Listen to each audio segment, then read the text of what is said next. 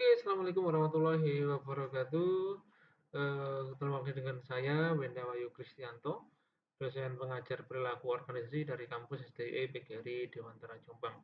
Baik, di sesi ini saya akan menjelaskan tentang diversity in organization, ya, atau istilahnya eh, ini ya, apa namanya, perbedaan yang ada di sebuah organisasi. Ya. Nah, apa yang dimaksud dengan perbedaan ini ya teman-teman ya? Nah, perbedaan di sini ada dua ya. Di sini ada surface level dan ada deep level ya. Surface level yang jelas ya ketika kita dalam bekerja ada gender ya, mungkin ada yang cowok di dalam sebuah organisasi ada yang cowok, ada yang cewek. Kemudian ras ya, ada yang misalkan dari suku Jawa, dari suku Bali, dari suku Tengger, suku Osing dan lain sebagainya. Ya, turis etnis ya sama ya, kemudian umur ya mungkin ada perbedaan umur ya, jadi kita dalam sebuah organisasi kan tidak selalu seumuran ya. Kemudian kaitannya dengan disabilitas ya, disabilitas kaitannya mungkin ada yang rekan kerja kita mengalami cacat misalkan seperti itu ya.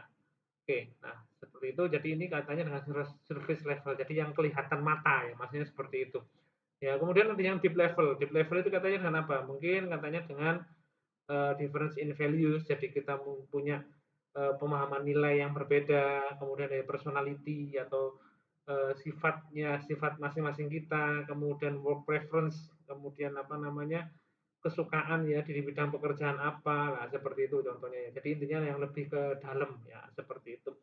Nah jadi kita dalam menghadapi sebuah perbedaan ini, dan perbedaannya adalah suatu hal yang wajar ya teman-teman. Cuma itu akan dapat meningkatkan kemampuan organisasi ketika dapat dikelola dengan baik. Tapi ketika kita tidak dapat mengelola perbedaan itu, maka yang terjadi adalah organisasi kita bisa ini ya mengalami penurunan performa atau bahkan mungkin bisa hancur ya seperti itu ya.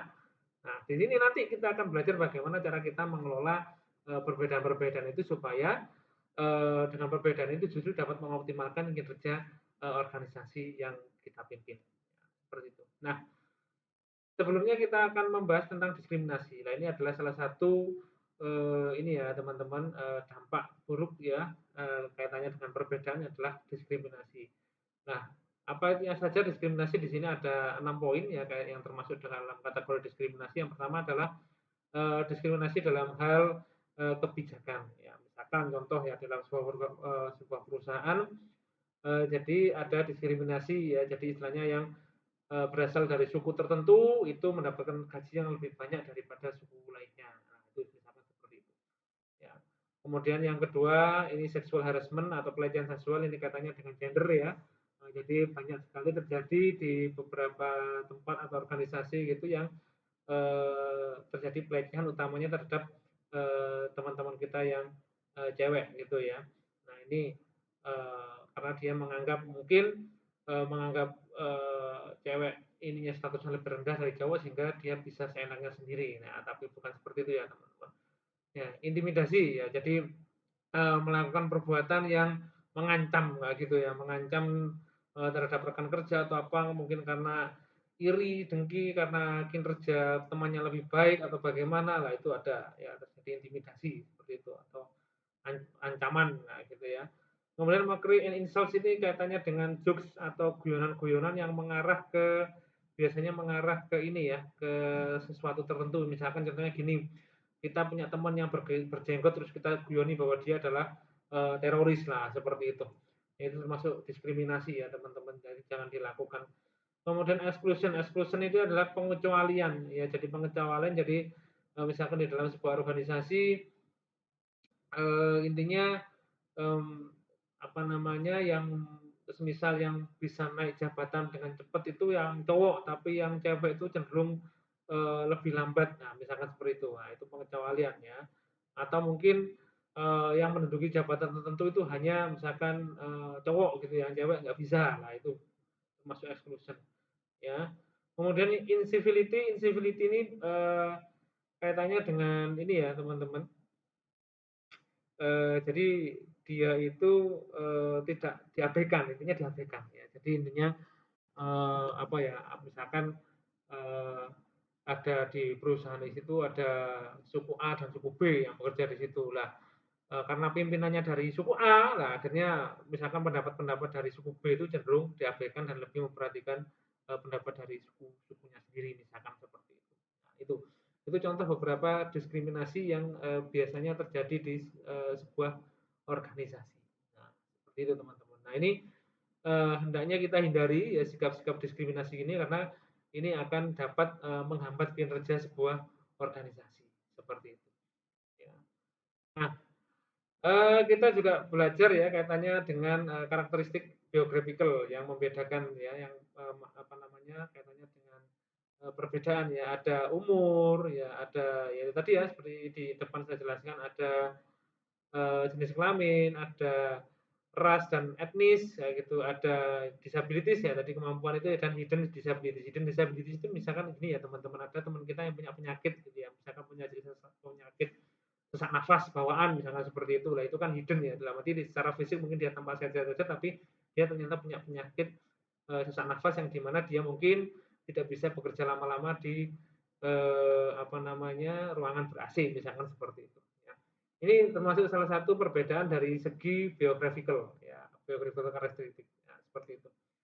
Kemudian, nah ini ada beberapa karakteristik yang lain yang pertama adalah other differentiating karakteristik, ya agama, ya kemudian sexual orientation dan gender identity. Nah ini biasanya ini ya apa namanya kaitannya dengan orientasi seksual, ya kan, dan mungkin ada yang ini ya gender identity-nya mungkin mungkin ya apa namanya dia dilahirkan cowok tapi mungkin dia agak ke cewek-cewekan misalkan seperti itu.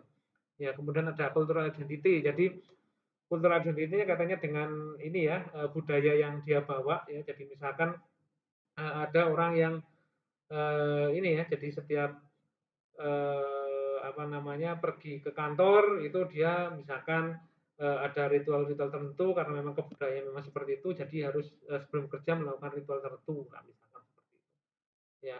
Kemudian ada ability atau kemampuan. Nah, ini termasuk yang tadi ya, termasuk yang apa namanya hidden ya, yang tersembunyi tadi katanya ada intelektual, jelas ya. Jadi kepandaian setiap orang itu pasti berbeda, ya kan. Pasti ada yang pinter, ada yang kurang pinter, nah, seperti itu. Ya, ada physical abilities ya kaitannya dengan kemampuan fisik ya, ada yang memang orangnya kuat, ya kan, ada yang lemah ya kayak gitu dan ini ya, ada dua ini intinya. Ya. Oke, ini mohon maaf ada salah ketik ya. Kemudian nah ini bagaimana kita mengimplementasikan ini apa namanya perbedaan ini dalam sebuah perusahaan kayak gitu ya. Nah, yang pertama adalah bagaimana kita ya apa namanya ini bisa attracting, selecting, developing and retaining diverse employee. Jadi intinya gini, ya ketika kita apa namanya mempekerjakan orang, ya itu harusnya kita harus menyesuaikan dengan kemampuan yang dia miliki, baik itu kemampuan fisik maupun kemampuan intelektualnya, misalnya seperti itu. Jangan sampai kita apa namanya menempatkan orang di tempat yang salah. Nah, itu nanti dia akan tidak bekerja dengan optimal ya. Jadi intinya dengan diversity ini kita bisa menempatkan orang di sesuai dengan kemampuannya. Ya, ini seperti itu. Ya, kemudian diversity in group. Nah, ini ya, ini tujuannya adalah bagaimana kita membentuk sebuah grup di mana di dalamnya itu ada orang-orang yang ini ya. Jadi misalkan kita mau membentuk sebuah tim kerja, ya kita tentukan kriterianya apa ya. Jadi kita harus memasukkan orang-orang yang memang sesuai dengan kriteria kita. Nah itu dari situ, nah itu kan nanti bermacam-macam. Misalkan ada orang yang ini di grup tersebut kita bentuk memang misalkan untuk grup sales misalkan seperti itu. Nah, kita pilih orang-orang yang memang memiliki selling skill-nya yang bagus, nah, misalkan seperti itu. Ya sudah, kita kumpulkan jadi satu di situ. Nah, kita bentuk yang namanya tim sales. Nah, ada lagi yang tim administratif. Nah, di mana kita di situ grup yang ada di situ itu kita tentukan bahwa di situ adalah orang-orang yang bagus di bidang administrasinya. Nah, jangan sampai kebalik, orang yang pinter sales dimasukkan administrasi, orang yang pinter administrasi dimasukkan sales, pasti mereka juga bekerja tidak akan optimal. Nah, kemudian ini juga ada diversity program. Ya, diversity program itu maksudnya apa? Nah, intinya diversity program itu ya kita berikan semacam stimulus-stimulus itu gimana ketika misalkan di grup ini tadi dapat bekerja dengan baik, nah, maka akan kita berikan semacam insentif seperti itu. Jadi akan lebih ini ya dapat meningkatkan performa dari apa namanya pekerjaan yang dia lakukan. Ya, seperti itu. Sehingga akhirnya dari sini tadi dari ketiga ini kita bisa mencapai yang namanya positive diversity climate. Ya, jadi akhirnya di situ ya mereka sudah ini ya terbiasa dengan pekerjaan mereka, sudah terbiasa dengan tim mereka, ya kan meskipun mereka berbeda-beda di visi ataupun di apanya ya, tapi dengan kita latih seperti ini tadi, akhirnya mereka bisa menghargai perbedaan yang ada sehingga dapat ini bekerja secara optimal untuk pengembangan sebuah institusi. Nah, seperti itu ya.